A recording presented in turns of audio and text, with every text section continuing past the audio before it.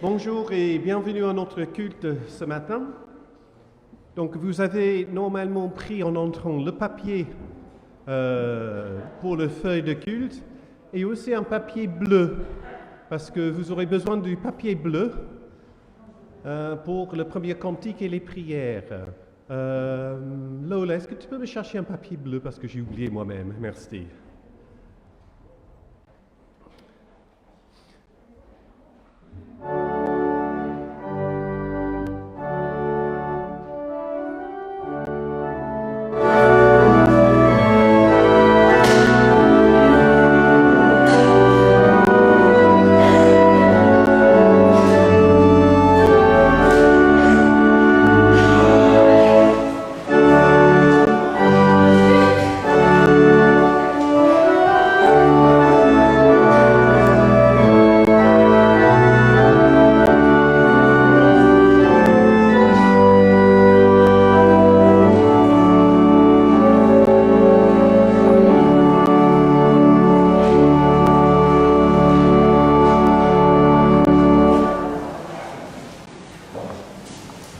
Nous levons.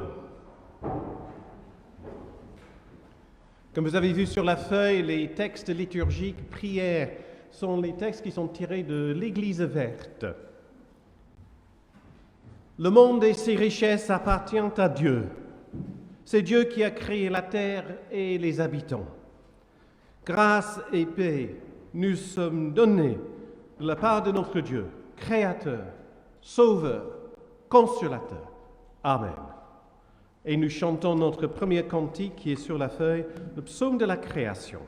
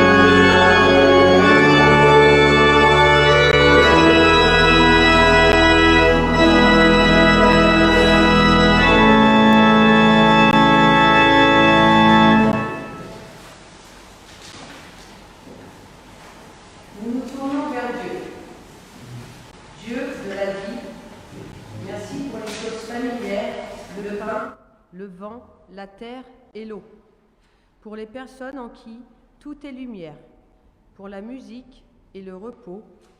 Merci pour la paix qui vient de toi. Merci d'être si proche de nous en ton Fils Jésus-Christ. Amen. Amen. Nous allons chanter le cantique 41, 29. Cantique 41, 29.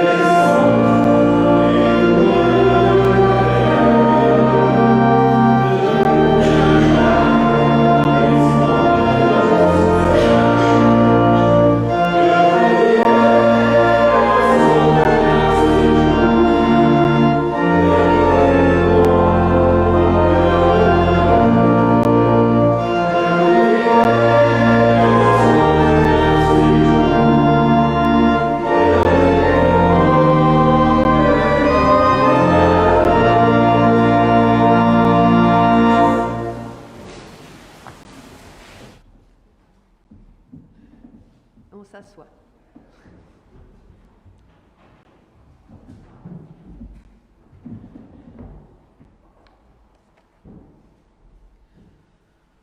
En silence, nous nous mettons devant Dieu, qui nous aime, nous pardonne et nous accueille.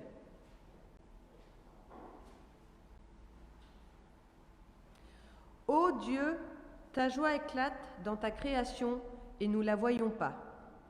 Ton Fils vient parmi nous et nous ne le recevons pas. Ton esprit souffle sur nous et nous ne l'entendons pas. Tu nous parles et nous ne répondons pas. Tu nous aimes et nous n'en faisons pas une fête. Tu nous sauves et nous n'en tenons pas compte. Nous voici maintenant devant toi, tels que nous sommes. Aide-nous à recevoir ton pardon et accepte cette libération et à vivre dans la joie. Ô mon Dieu de Jésus-Christ, mon Sauveur. Amen.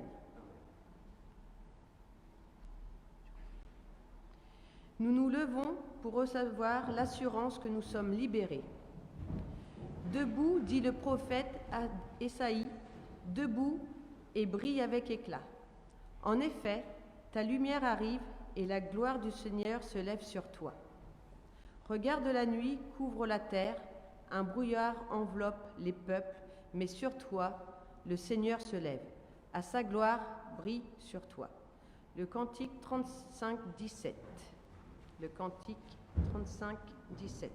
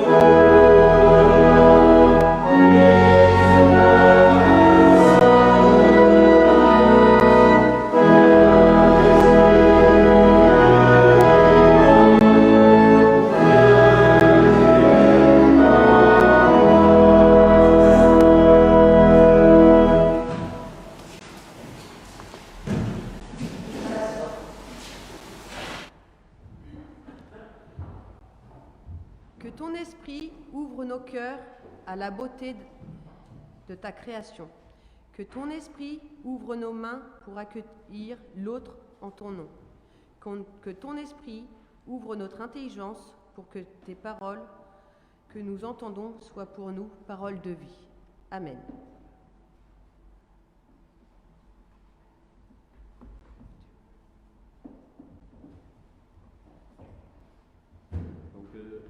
Léa et Théo vont nous faire découvrir ces paroles aujourd'hui dans les Actes des Apôtres et puis après dans l'Évangile de Jean.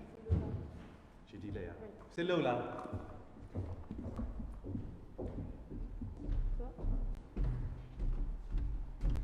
Actes des Apôtres, chapitre 8, versets 26 à 40. Philippe rencontre un fonctionnaire éthiopien.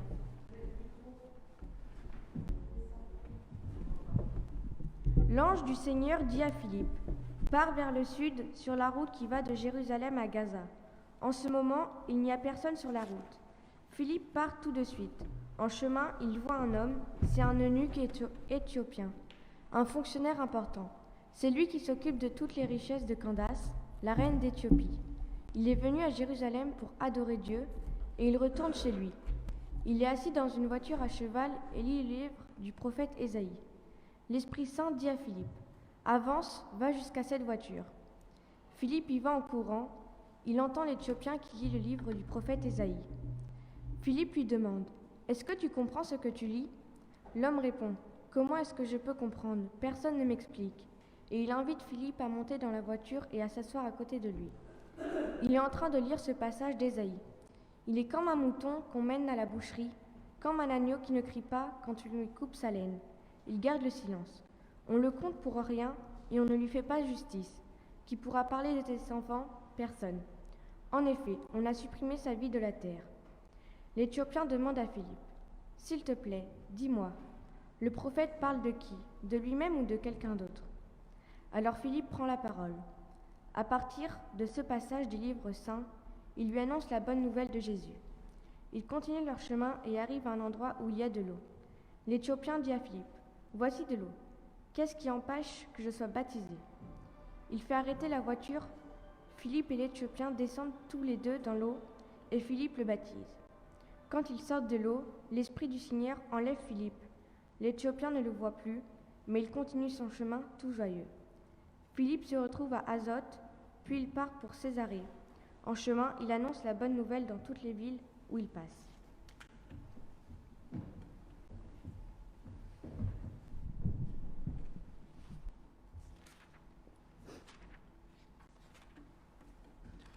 Alors nous allons lire Jean chapitre 15, versets 1 à 8.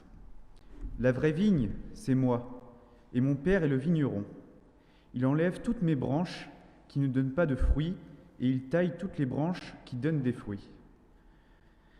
Ainsi, elles en donneront encore. Les paroles que je vous ai dites vous ont déjà taillé.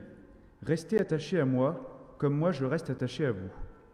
Une branche ne peut pas donner de fruits toute seule. Elle doit rester sur la vigne. De la même façon, vous ne pouvez pas donner de fruits si vous ne restez pas attachés à moi. Je suis la vigne, vous êtes les branches. Si quelqu'un reste attaché à moi, comme je suis attaché à lui, il donne beaucoup de fruits. En effet, sans moi, vous ne pouvez rien faire. Celui qui ne reste pas attaché à moi, on le jette dehors, comme les branches. Alors les branches deviennent sèches, on les ramasse, on les jette dans le feu, et elles brûlent. Si vous restez attaché à moi, et si mes paroles restent en vous, demandez ce que vous voulez, et vous l'aurez. Donnez beaucoup de fruits, et soyez ainsi mes disciples, alors vous montrerez la gloire de mon Père.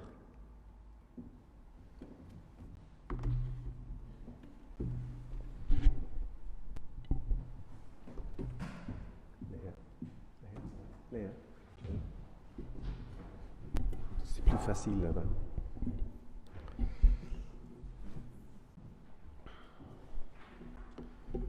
Bon, d'abord, mes excuses pour les catéchumènes et pour Christine qui ont déjà entendu cette histoire que je vais raconter ce matin.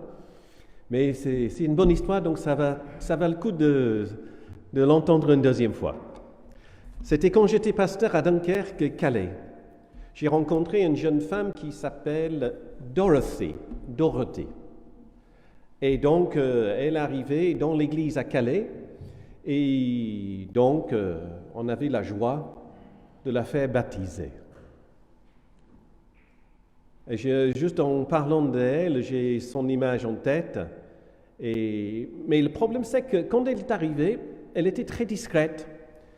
Elle arrivait pendant le deuxième cantique, elle restait au fond du temple et partait avant la fin. Donc personne ne savait qui c'était cette personne et je n'étais pas à Calais tous les dimanches. Et donc un dimanche, je me suis arrangé pour ne pas terminer le culte ici devant, mais l'avant-dernier cantique, comme un petit voyeux que je suis faufilé au fond du temple pour les choper à la sortie. Et effectivement, elle voulait rencontrer personne parce qu'elle ne parlait pas du tout le français. Elle était anglaise. Elle était arrivée à Calais. Et donc, petit à petit, après quelques rencontres, elle m'a raconté sa vie. Elle était prostituée, elle était droguée, elle était impliquée dans le trafic de drogue et les gangs et la violence en Angleterre. Et ce qui devait arriver arriva, elle était mise en prison. Et en prison, comme dans toutes les cellules de prison en Angleterre, il y a un Nouveau Testament qui se pose sur le lit. Et donc, elle a commencé à lire ce Nouveau Testament. Et dans ce Nouveau Testament, elle s'est rendue compte de quelque chose, c'est-à-dire qu'elle s'est rendue compte que sa vie était sur une trajectoire de désastre. Et qu'elle voyait dans les pages du Nouveau Testament, dans l'Évangile de Marc notamment, que la vie pouvait être autre chose.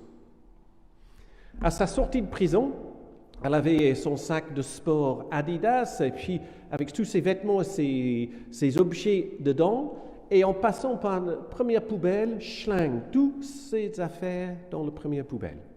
Elle a pris le car pour aller à Douvres et le car ferré pour aller à Calais. Et à Calais, elle s'est débrouillée de trouver un petit job comme plongeuse dans un restaurant sur le front de mer. Et même le propriétaire l'a laissé l'arrière-cuisine pour dormir la nuit. Et puis, pour la toute première fois de sa vie, elle commençait à venir au temple. Et puis, elle a demandé le baptême, ce que nous avons fait un jour de juillet. Anna, n'était pas encore là, mais Elina n'était pas encore dans sa poussette, donc il y a longtemps. Et on l'a fait baptiser dans la Manche, sur la plage de Calais, avec tous les gens qui se bronzaient ce jour de juillet. On passait en procession, parce que pour elle, vous voyez, la Manche représentait ces eaux qui séparaient sa vie ancienne de sa vie nouvelle. Et elle a passé la Manche pour venir et nous redémarrer sa vie. Et donc le baptême dans la Manche représentait pour elle démarrer sa vie avec Jésus. tout simplement. Alors pourquoi je parle de Dorothée ce matin? Pourquoi je parle de cette femme? Parce que pour beaucoup de gens dans nos églises, Dorothée représente la personne qui n'a pas sa place dans notre église. Elle avait tatoué elle-même sur sa main H-A-T-E. Hate, la haine. Pour elle, c'était sa philosophie de vie. Et donc, il a fallu trouver, et elle a gardé les tatouages, même après son baptême. Elle ne voulait pas les enlever. Elle était là, pas du tout une personne proche de l'Évangile, pas du tout quelqu'un qui était dans la foi. Pour beaucoup de gens dans l'Église, elle n'avait pas sa place parce qu'elle dérangeait. Et en plus, elle ne parlait pas du tout le français. Et puis, il y avait des gens qui posaient la question, est-ce qu'elle mérite son baptême? Heureusement, nous, ce matin, nous ne jugeons pas les gens. Alors, je parle de Dorothée parce que pour moi, elle est un peu l'image de cet Éthiopien. Nous avons l'habitude avec ce texte que nous ne voyons pas qui était cet homme. Il n'était pas nommé dans le texte. Philippe, il est nommé 2 fois. L'Éthiopien était très loin de la foi. Et Philippe n'était pas la personne à faire le baptême. Philippe, est-ce qu'il savait ce qu'il faisait? Est-ce qu'il avait reçu une formation de connaître la théologie baptismale? Est-ce qu'il a fait ses études à l'IPT? Est-ce qu'il était accrédité, consacré pour faire les choses comme ça? Pas du tout. Pas du tout. Sa vocation, c'était de servir à table. Il était choisi de servir les disciples à table pendant le repas. Et donc, on a Philippe dans les Actes des Apôtres 2 fois. Une fois quand il reçoit sa vocation, la deuxième fois là pour le baptême. Et il ne faut pas confondre ce Philippe-là avec le Philippe des Évangiles. Ce n'est pas parce qu'ils ont le même nom que c'est la même personne. Le texte nous dit que ce qui était derrière le déplacement de Philippe, c'était le Saint-Esprit. Le Saint-Esprit. C'est le Saint-Esprit qui met en route Philippe pour aller à Gaza, à la rencontre de cet homme qui est très loin de la foi, qui est très loin de croire en Jésus-Christ, qui n'a même pas entendu parler de Jésus, dit le texte. Est-ce que quelques commentaires bibliques pensent qu'il était parmi le groupe de gens qui étaient à Jérusalem le jour de Pentecôte? Mais le pays de l'Éthiopie n'est pas dans la liste. Et en termes de l'Éthiopie, ce n'était pas le pays que nous connaissons géographiquement aujourd'hui. Pour les auteurs de cette époque, l'Éthiopie était tous les pays sud de la Sahara. Tous ceux qui avaient la peau foncée étaient les Éthiopiens. Donc c'était tout ce monde inconnu, au-delà des frontières du judaïsme, de la foi, de croyance et tout le reste. Très loin. Et puis, le texte nous dit qu'il est en train de s'éloigner de Jérusalem, encore plus loin. Et il était eunuque. Qu'est-ce que c'est? Je ne vais pas rentrer dans les détails biologiques, mais nous savons qu'un demi-homme, moitié homme, selon Deutéronome 23, verset 1, si vous voulez vérifier, n'a pas le droit d'offrir un sacrifice dans le temple. Il ne peut pas devenir prêtre. Il ne peut pas même s'asseoir dans l'assemblée de Dieu avec les autres. C'est ça, cet Éthiopien. Ce n'est pas juste parce qu'il était un gentil bonhomme qui était l'intendant de la reine. Non, c'était quelqu'un qui était très loin, qui n'était même pas digne qu'on passe du temps avec lui pour expliquer quoi que ce soit parce qu'il était tellement dehors, il n'aurait pas compris. Pourtant, cet homme savait lire. Il lisait. Il comprenait le mot sur la page, même s'il ne comprenait pas le sens des mots. Dorothée, dans sa cellule en prison, m'avait dit qu'elle avait lu le Nouveau Testament, mais c'était comme lire, sans comprendre, sans savoir ce qui était derrière ces mots. Elle a Elle a compris que sa vie était sur un mauvais chemin, qu'il fallait changer. Ça, c'était déjà une chose. Mais il a fallu autre chose pour Dorothée. Il a fallu une communauté à Calais pour pouvoir l'accueillir, d'être ouverte à le recevoir, de l'entendre avec ses 3-4 mots de français et son accent en anglais, de la comprendre et de faire la place pour elle. Il a fallu que petit à petit, elle ose chanter les cantiques, prier les prières et regarder dans les visages de gens qu'elle était acceptée. Et il a fallu que quelqu'un se mette à son côté qui parlait sa langue, qui lui parlait en anglais. Et grâce à tout cela, elle est venue au baptême. Pour l'Éthiopien, ce n'est pas si différent. Il a fallu que le Saint-Esprit projette Philippe sur son chemin, qu'il le fait déplacer de ses casseroles pour aller sur la route.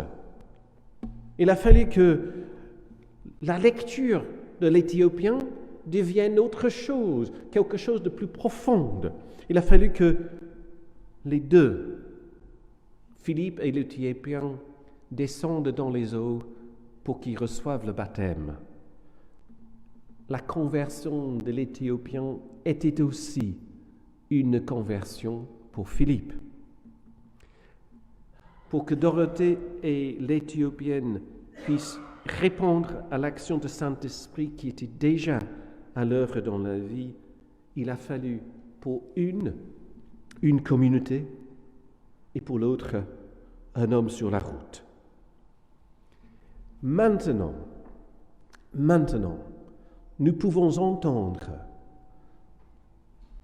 le verset que Lola, j'ai bien dit cette fois-ci, a lu dans la bouche de prophète. Qui pourra parler?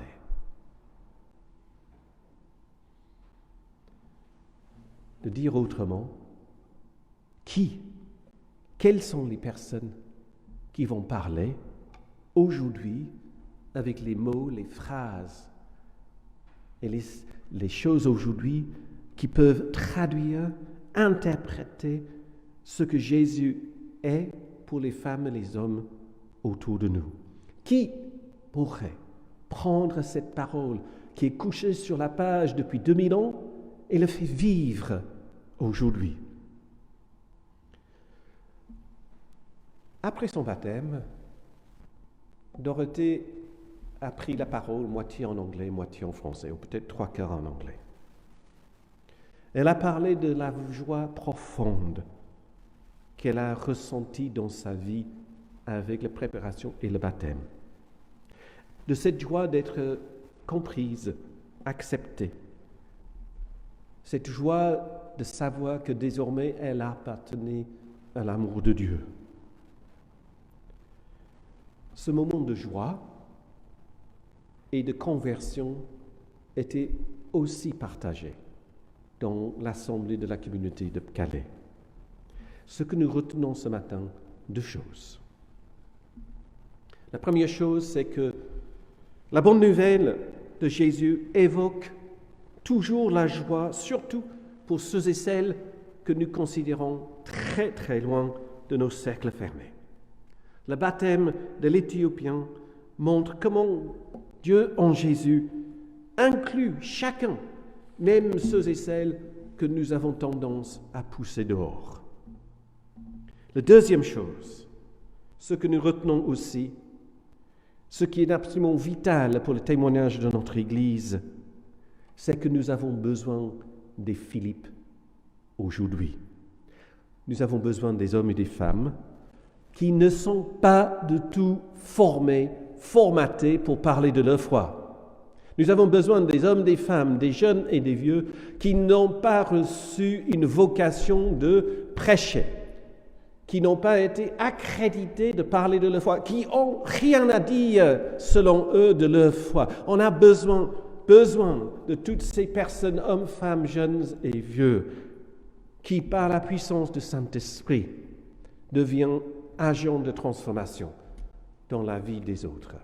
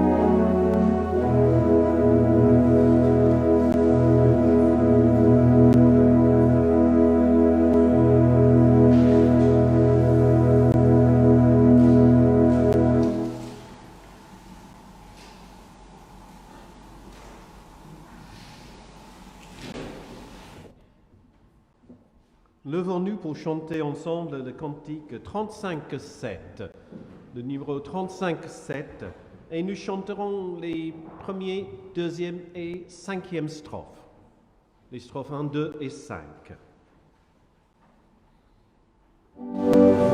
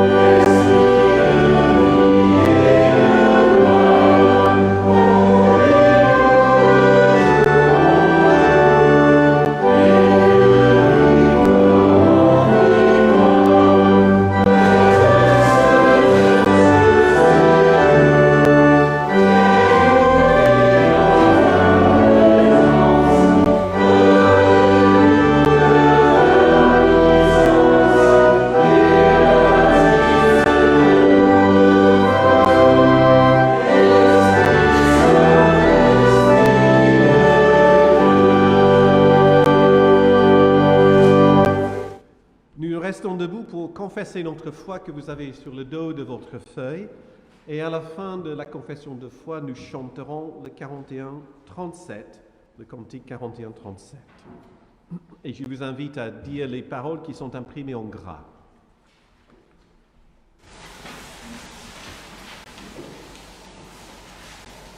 Nous appartenons au Créateur qui nous a fait à son image. En Dieu nous respirons, en Dieu nous vivons, en Dieu nous partageons la vie de toute la création. Nous appartenons à Jésus-Christ, image véritable de Dieu et de l'humanité. En lui, Dieu respire, en lui, Dieu vit, par lui, nous sommes réconciliés. Nous appartenons à l'Esprit Saint, qui nous donne la vie nouvelle et affermit notre foi. Dans l'Esprit, l'amour respire. Dans l'Esprit, la vérité vit. Le souffle de Dieu nous anime sans cesse. Nous appartenons à la Sainte Trinité, une en tous et trois en un. En Dieu, nous sommes tous créés. En Christ, nous sommes sauvés. Par l'Esprit, nous sommes tous réunis. Amen.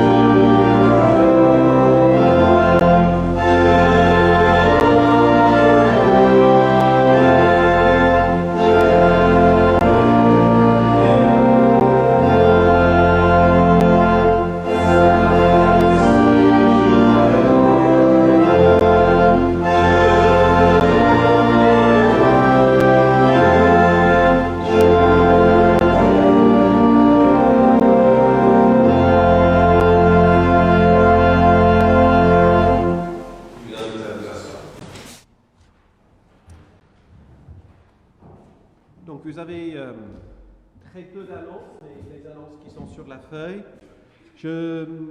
Nous avons reçu notre, en grand format sur le panneau à ma gauche, en sortant du temple, la confession de foi de notre Église. Et au fond du temple, vous trouverez, si je les ai mis quelque part, les feuilles comme ça que vous pouvez prendre qui indiquent un peu une clé de lecture pour cette confession de foi. Voilà, donc sont au fond du temple.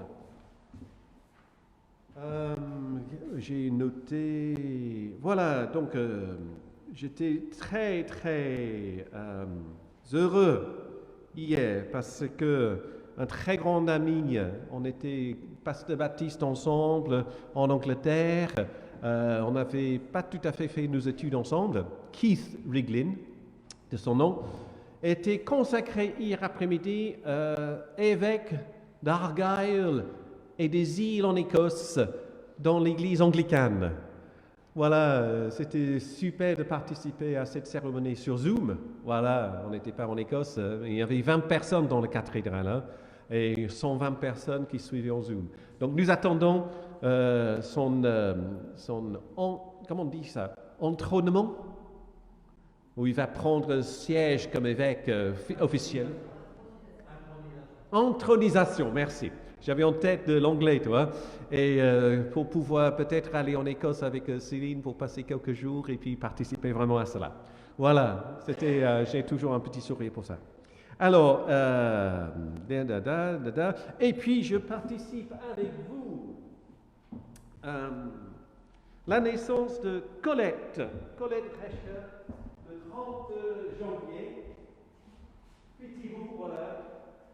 Voilà, Colette, qui est là, qui est la fille de Agathe et Léopold, qui ont été mariés cet été dans le jardin du chalet. Voilà, super, hein? Attends, on va faire ça. Pour notre caméraman. Merci Titi pour le caméra.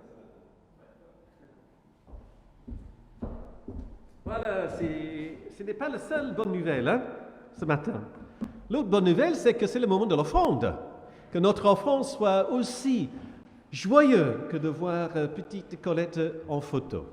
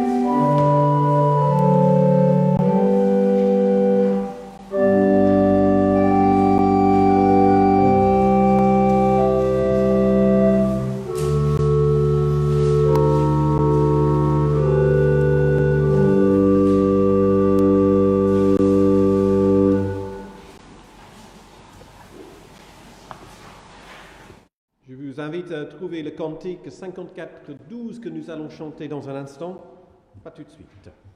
Le 54-12.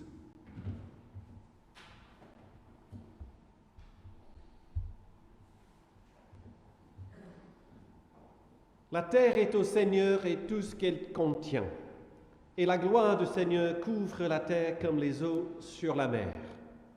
Les arbres des champs battent les mains, les oiseaux du ciel chantent les louanges. Et si nous ne parvenons pas à exprimer notre adoration, même les rochers et les pierres vont crier. Ainsi, nous nous levons et nous élevons notre voix pour chanter l'adoration et la gloire de notre Dieu.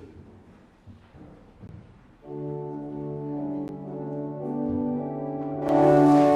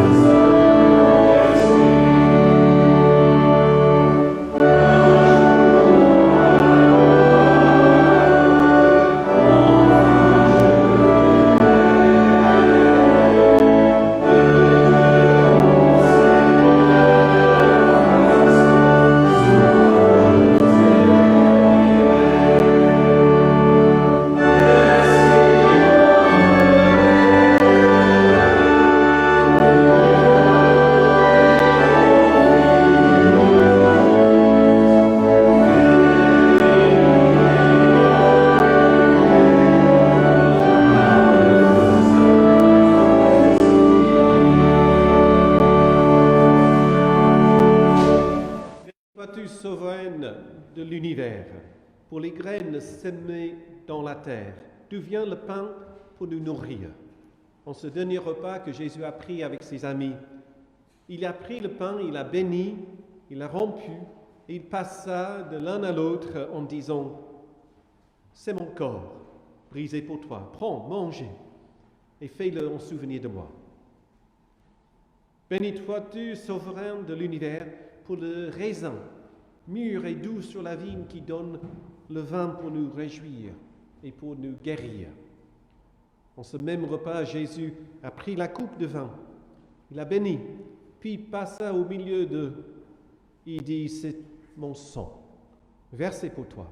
Prends, bois, fais-le en souvenir de moi. » Maintenant, nous aussi, nous nous trouvons invités à cette table, conscients que toi, notre Père, tout ce que tu as donné, ta vie, pour que nous puissions naître à nouveau. Conscients que tu as repris ta vie, afin que la création puisse être remplie de ta vie abondante. Nous t'en prions que ton esprit œuvre dans ces fruits de la terre, afin qu'ils deviennent pour nous la participation au corps et au sang de Christ. Que ton esprit œuvre en nous, enfants de la terre, afin que nous soyons transformés dans le corps de Christ, porter sa vie, ses soins et son salut à toute la création. Amen.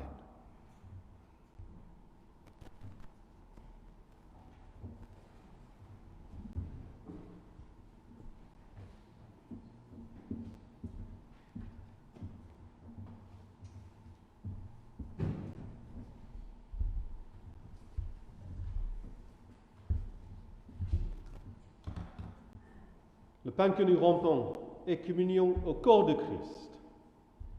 Et la coupe de bénédiction pour laquelle nous rendons grâce est communion en son sang.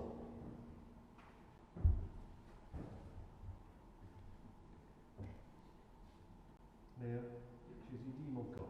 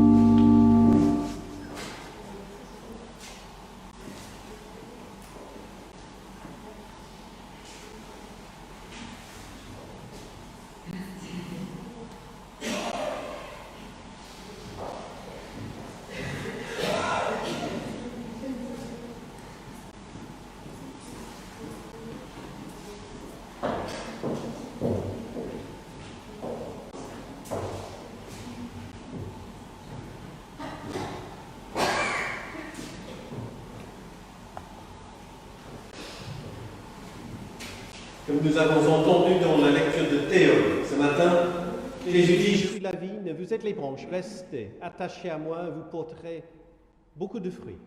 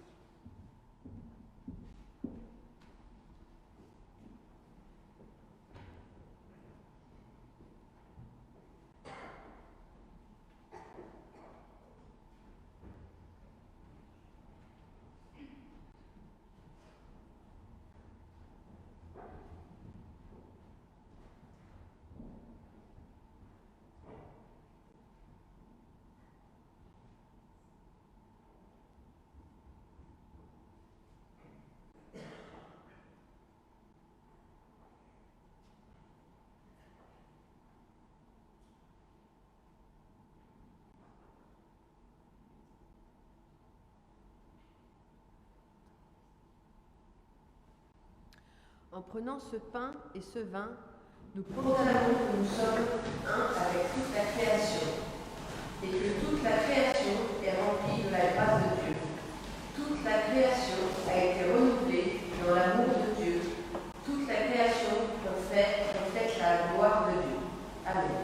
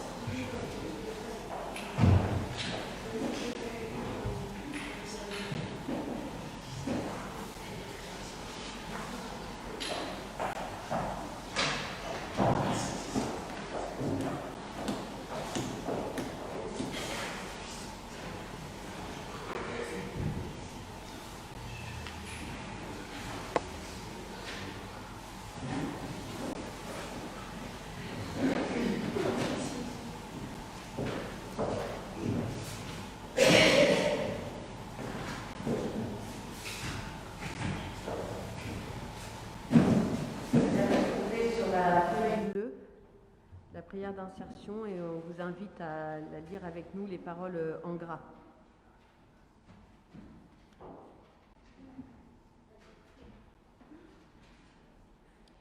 Prions Dieu. Dieu seul peut créer, mais il m'appartient de participer avec Dieu dans la réalisation de ses projets. Dieu seul peut donner la vie, mais il m'appartient de la transmettre et de la respecter. Dieu seul peut donner de croire, mais il m'appartient d'être un signe de Dieu. Dieu seul peut donner d'espérer, mais il m'appartient de redonner confiance. Dieu seul peut donner d'aimer, mais il m'appartient d'apprendre à aimer. Dieu seul peut donner la paix, mais il m'appartient de faire réconciliation. Dieu seul est la lumière, mais il m'appartient de la faire briller. Dieu seul peut faire un miracle, mais il m'appartient d'apporter les 5 pains et les 2 poissons. Dieu suffit à Dieu seul, mais Dieu a choisi d'avoir besoin de chacun de nous. Notre Père, qui est aux cieux, que ton nom soit sanctifié, que ton règne vienne, que ta volonté soit faite sur la terre comme au ciel. Donne-nous aujourd'hui notre pain de ce jour. Pardonne-nous nos offenses, comme nous pardonnons aussi à ceux qui nous ont offensés. Ne nous laisse pas entrer en tentation, mais délivre-nous du mal, car c'est à toi qu'appartient le règne, la puissance et la gloire pour les siècles des siècles. Amen.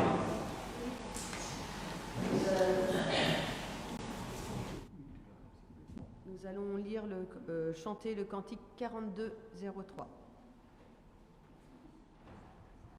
Le cantique 42-03.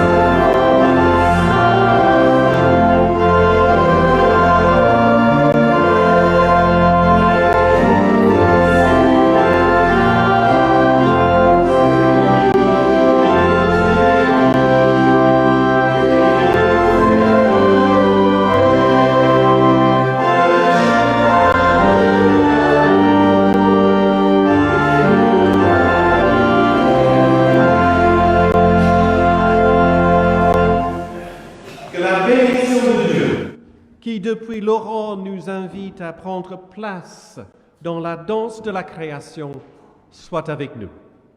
Que la bénédiction du Fils, qui nous invite à danser dans la douleur, dans la souffrance du monde, soit avec nous. Et que la bénédiction de l'Esprit Saint, qui nous accompagne dans cette danse de célébration, soit avec nous, dès maintenant et pour toujours.